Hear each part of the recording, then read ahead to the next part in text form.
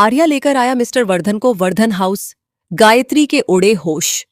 जी हां दोस्तों, सीरियल तुमसे तुम तक का आने वाला एपिसोड अब एक बेहद बड़ा और चौंकाने वाला मोड़ लेकर आने वाला है। कहानी में ऐसा रहस्य खुलने वाला है जिसके सामने आते ही वर्धन हाउस का माहौल पूरी तरह बदल जाएगा। अब तक जिस शख्स के बारे में परिवार के लोगों ने शायद कभी दोबारा सोचने की भी कोशिश नहीं की थी, वही शख्स अचानक वर्धन हाउस के दरवाजे पर पहुंचने वाला है। इस शख्स को देखकर गायत्री के होश उड़ जाएंगे और उसके चेहरे पर ऐसा डर दिखाई देगा जिसे देखकर घर के बाकी सदस्य भी हैरान रह जाएंगे। आने वाले एपिसोड की शुरुआत एक बेहद रहस्यमयी और तनावपूर्ण सीन से होगी। यहां देखने को मिलेगा कि आर्या किसी खास व्यक्ति से मिलने के लिए एक ऐसी जगह पहुंचता है जहां का माहौल काफी शांत और रहस्यमयी होता है। आर्या उस शख्स को ध्यान से देखता है और उसके मन में कई सवाल उठने लगते हैं। आखिर यह आदमी कौन है?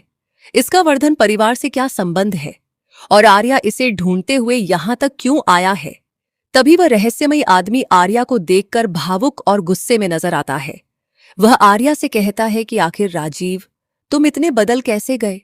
तुम्हारे बदल जाने की वजह से मुझे भी अपनी जिंदगी बदलनी पड़ी। मुझे अपनी पहचान, अपनी जगह और अपना पूरा जीवन बदलना पड़ा।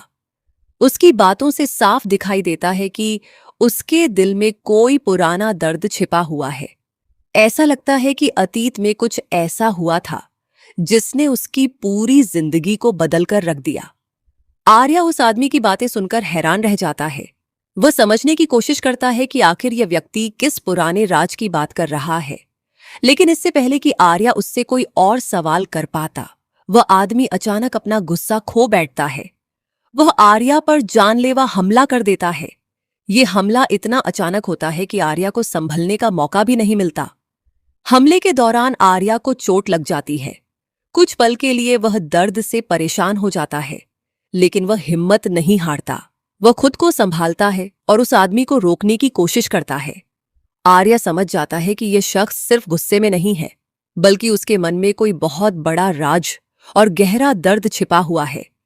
शायद यही वजह है कि वह किसी पर भरोसा नहीं कर पा रहा और अपने सामने आने वाले हर व्यक्ति को दुश्मन समझ रहा है। आर्या उस आदमी से कहता है कि अब बहुत हो चुका है, अब उसे अपने अतीत से भागने की जरूरत नहीं है। वह जितना भी दूर चला जाए, लेकिन सच्चाई से हमेशा के लिए नहीं बच सकता। आर्या साफ शब्दों में उससे कहता है कि अब उसका समय आ चुका है और उसे उसके साथ वर्धन हाउस चलना होगा।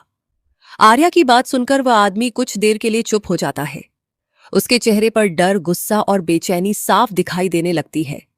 ऐसा लगता है जैसे वह वर्धन हाउस का नाम सुनते ही अपने पुराने दिनों में लौट गया हो। उसके मन में कई पुरानी यादें एक साथ ताजा हो जाती हैं। शायद वह लंबे समय से वर्धन परिवार से दूर रह रहा था और उसने कभी नहीं सोचा था कि एक दिन उसे दोबारा उसी घर में जाना पड़ेगा। लेकिन आर्या अब उसे वापस लेकर जाने का फैसला कर चुका होता है। आर्या को लगता है कि इस व्यक्ति का वर्धन हाउस पहुंचना बहुत जरूरी है, क्योंकि शायद इसी के आने से परिवार के कई पुराने राज सामने आ सकते हैं।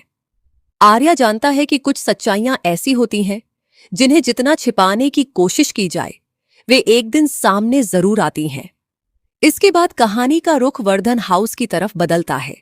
घर में गायत्री, अनु, मीरा और परिवार के बाकी सदस्य अपने अपने काम में व्यस्त होते हैं। किसी को भी इस बात का अंदाजा नहीं होता कि कुछ ही देर में उनके सामने ऐसा व्यक्ति आने वाला है जिसे देखकर पूरे घर का माहौल बदल जाएगा। गायत्री घर के कामों में लगी होती है, अनु भी अपनी मां के साथ होती है और दोनों सामान्य तरीके से बातें कर रही होती हैं। मीरा भी वहीं मौजूद होती है। घर का माहौल बिल्कुल शांत होता है। सभी लोग अपनी जिंदगी में चल रही बातों और समस्याओं में उलझे हुए होते हैं। लेकिन तभी वर्धन हाउस के बाहर किसी गाड़ी के रुकने की आवाज आती है। घर के सभी लोगों का ध्यान दरवाजे की तरफ चला जाता है। कुछ ही देर बाद आर्यवर्धन घर के अंदर प्रवेश करता है, लेकिन इस बार उसके साथ कोई ऐसा व्यक्ति होता है जिसे देखकर घर में मौजूद हर सदस्य हैरान रह जाता है। आर्यवर्धन एक व्हीलचेयर के साथ घर के अंदर आता है। व्हीलचेयर पर एक रहस्यमयी आदमी बैठा होता है। उसके चेहरे पर थकान दिखाई देती है और उसकी आंखों में जैसे कई सालों का दर्द छिपा हुआ होता है। वह आदमी चुपचाप वर्धन हाउस के अंदर देखता रहता है। ऐसा लगता है कि यह घर उसके लिए बिल्कुल नया नहीं है। शायद वह पहले भी इस घर में रह चुका है, या फिर इस घर से उसका कोई बहुत गहरा संबंध रहा है। जैसे ही गायत्री की नजर उस आदमी पर पड़ती है, वह पूरी तरह से हैरान रह जाती है। उसके हाथ से सामान छूट जाता है और उसके चेहरे का रंग बदल जाता है। कुछ पल के लिए गायत्री को अपनी आंखों पर भरोसा नहीं होता। वह उस आदमी को लगातार देखती रहती है, जैसे उसे यकीन ही न हो रहा हो कि वह शख्स सच में उसके सामने खड़ा है। गायत्री के पैरों तले जमीन खिसक जाती है। उसके मन में कई पुराने सवाल और यादें एक साथ लौट आती हैं। वह सोचने लगती है कि यह व्यक्ति इतने सालों बाद यहां कैसे पहुंच गया। आखिर इसे वर्धन हाउस तक कौन लेकर आया, और अब इसके आने के पीछे क्या वजह है। गायत्री की हालत देखकर अनु भी घबरा जाती है। अनु अपनी मां को कभी इस तरह डरा हुआ और परेशान नहीं देख पाई थी। वह गायत्री से पूछती है कि आखिर क्या हुआ, यह आदमी कौन है। मां, आप इसे देखकर इतनी हैरान क्यों हैं? लेकिन गायत्री के पास अनु के सवालों का कोई जवाब नहीं होता। वह सिर्फ उस आदमी को देखती रहती है। उसकी आंखों में डर साफ दिखाई देता है। ऐसा लगता है कि गायत्री इस व्यक्ति को बहुत अच्छी तरह पहचानती है, लेकिन वह उसके बारे में किसी को कुछ बताना नहीं चाहती। अनु के मन में अब कई शक पैदा होने लगते हैं। वह सोचती है कि आखिर इस आदमी का उसकी मां के साथ क्या रिश्ता हो सकता है।